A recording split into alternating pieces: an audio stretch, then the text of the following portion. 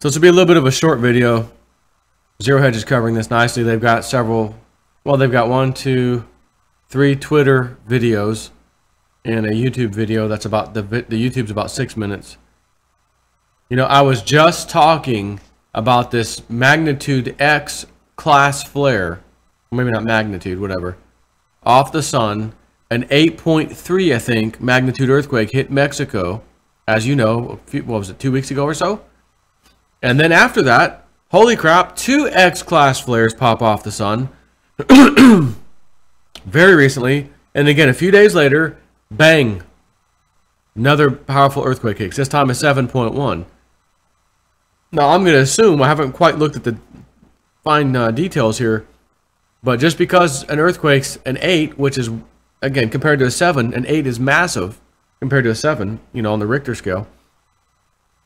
But if the 8 is deep and the 7 is shallow, you could have severely more damage on this from the 7.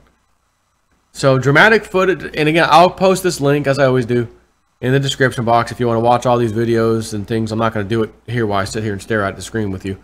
I'm just going to quickly go over this. If you want to watch them, the link will be there. Dramatic footage of Mexico earthquakes shows buildings collapsing into rubble. Mexico City Mayor Miguel Angel Mancera Espinosa,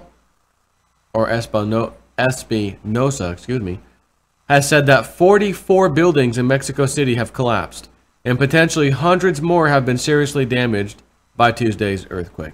The 7.1 magnitude quake shook central Mexico, with 119 dead at last count. The quake is the deadliest to strike Mexico since the one that killed 5,000 people nearly, well, actually not nearly, exactly, which is another interesting thing, 32 years ago today. Today being the 19th of September. To the day. Coincidence or something else going on here? Well, that's for you to decide. Over the last few hours, stunning footage depicting big buildings collapsing and smoking, or maybe it meant smoke, billowing from the rubble, have appeared on Twitter. Here's a collection of some of the most dramatic videos. In one video, what looks like a warehouse suddenly collapses, sending a giant plume of smoke into the sky. In another, what looks like a residential building crumbles as onlookers cry out, "Oh my God, oh my God, oh my God." In another, passers can be seen banding together to move debris as they try to free people trapped beneath. And here's more footage of the damage in Mexico City. So that last one's from YouTube. The quake was centered in Puebla, the state in which Mexico City is based. So far, the majority of casualties have been counted outside the city, but it's likely that hundreds, if not thousands, more bodies will be found in the coming days as the cleanup effort begins in earnest. Excuse me. So I just, you know, I got to ask. Pretty devastating Harvey, the hurricane, Texas, followed by Irma. And we've got another one, Jose, that looks like it's about to be a dead hit on the small island of Puerto Rico. And I don't think that's going to end well. We now have 2 other ones behind that one. So we had Harvey, and we have Irma over here on our side, you know, this Atlantic side. Irma, Jose, and then there's 2 other ones. And we have this 2 earthquakes. Now granted, you know, again, because you might say, oh, what if they're, you know, weather wars, we're doing these things. Well, before we go there with super conspiracy stuff, we did in fact see massive X-class flares pop off the sun. And that CME, coronal mass ejection, many times, you know, it burps out basically. And if Earth is in its path, Earth's going to get hit by some serious, you know, electromagnetism, if you will, through the CME. And we know that a very active sun causes active planets and can absolutely affect the weather, from earthquakes to simply massive thunderstorms, you name it. So again, before we get all crazy and the government's doing all these, granted, I know we can absolutely move storms and make them more powerful. I've seen the chemtrail in the next weather radar systems. You can see the pure, it looks like a fine-tooth comb went through there with lines. You know what I mean? You're not, then all of a sudden the hurricane follows that path. I've seen that. I saw that with Hurricane Sandy. But I don't know that I'm going to sit here and say that they're starting these things and they're causing an earthquake. You know what I mean? Not going there. Not happening. But again, I said this last time. Remember the French politician? In 500 days, climate change, we're going to, I forgot, what was his actual, let me see if I can find that. French politician, 500 days, climate change. I can just Google that. French foreign minister, here we go. This was from May 14th, 2014. French foreign minister, 500 days to avoid climate chaos.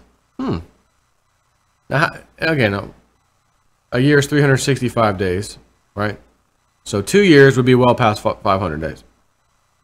And he said this in May of 2014. 2015, we'll give him 2 years. 2016, that's well past 500 days. We're now in 2017, almost 2018. Granted, maybe he had a roundabout guess that he was told by somebody up in the upper echelons of government somewhere. And he just said, oh, about 500 days, right? Who knows? But is it not incredible that this man said 500 days to avoid climate chaos? Climate chaos is what I just described to you. If you've seen the videos, and you're going to, I suggest you watch them. Most of them are short. The ones I just did, the ones I'm just talking about. That's Mexico.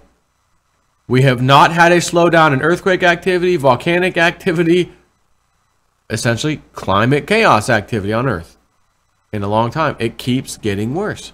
As I've been telling you, 2012's up. 2012 came and went. We're good. Don't sweat it. Everything's fine. I said it then. When I see these numbers slowing down, then I'll say, okay, we hit the peak, the climax, whatever, and it's now should slow down with all the weather stuff. And what are we seeing? Worse. It's getting worse. Therefore, again, everything has a cycles peak and then they go down. They peak, right? I don't know that we're at the peak yet. So maybe French foreign minister, whatever his name is, 500 days to avoid climate chaos, maybe this is what he was talking about. Secretary of State John Kerry welcomed French, again, this is from a few years ago, French Foreign Minister Laurent Fabius to the State Department on Washington on Tuesday to discuss a range of issues from Iran to Syria to climate change. Or in the words of the foreign minister, climate chaos. Kerry and Fabius made a joint appearance before their meeting, and the foreign minister warned that only 500 days remained to avoid climate chaos. Now, I have to ask, what in the hell does anybody think we could do on this planet in a mere 500 days to fix this climate chaos from happening? What? You gotta, start tapping everybody for carbon credits?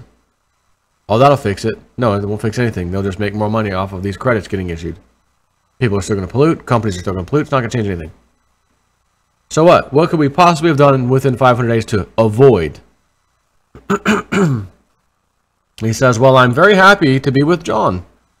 There is no week without a phone call or a visit between John and myself.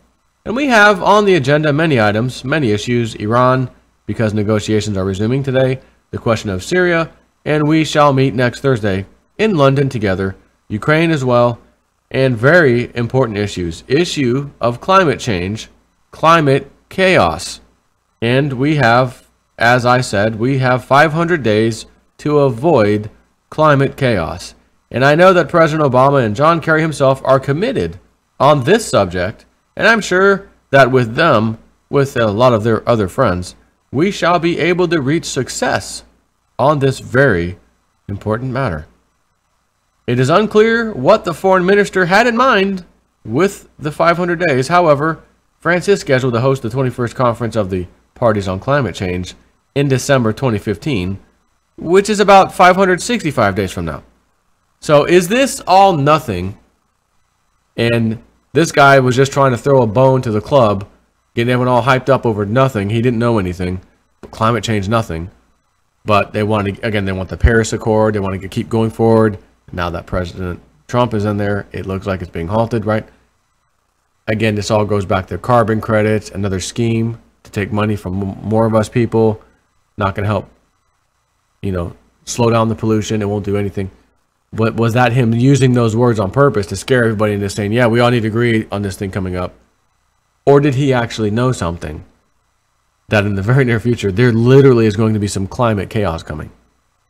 Again, if he did, my question would be to him, what the hell could we have ever done as a whole on this planet? All of us combined together. Hey, we got 500 days to stop what's coming.